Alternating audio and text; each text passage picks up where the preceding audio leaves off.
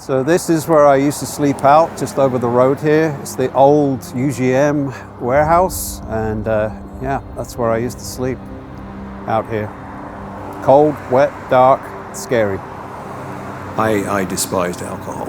I grew up with it, with my father. For me, I mean, I started drinking kind of late. I was in my late 20s when I hit the alcohol, because I found that it gave me courage to get through problems. There were knocks on the door, and I opened the door. The state police were at the door.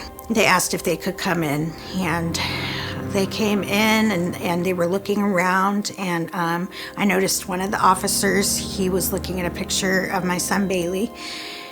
They said that there had been a double homicide. My, worst fear had come true, and but after that first year, I resigned my position at my job, and then I was at home, and that's when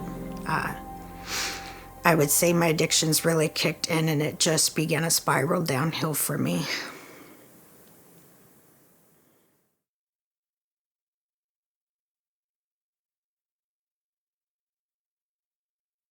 Things didn't work out, so I ended up getting an apartment. I lived there for 8 years, and it was a prison. It was miserable, isolated, drinking. And I came back to the mission. There was a gentleman stood there, Myron Jones, and he looked up and I looked up, and trying to get back in the program, the New Life Fellowship program. And he said, "Right, come with me, I'll meet you at the front desk." And sure enough, right there and then, he got me back in, and I spoke to Rick Bratton again, and there I am, on New Life Fellowship program.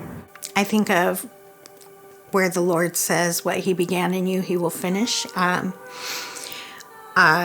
night when I called out and I cried out to God, and next thing you know, these series of events happened, and I was at Samanka's door. There standing at the door was Mary Campbell, and with her arms wide open, and I just said, okay, here we go.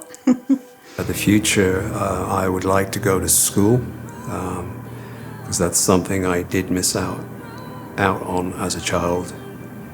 One of my false beliefs was that I went through on phase 2. We go through false beliefs, things that we believe in that are true and they're not. Was being stupid. I couldn't learn. I was told that and I believed it.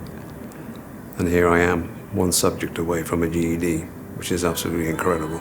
Let's just say it was the beginning of life-changing circumstances for me. I knew that the healing that I needed wasn't going to take just a few weeks or months, that it was going to take time. And that community, everyone from the ladies in the kitchen to the counselors, my counselor Lily, who continues to be a support in my life.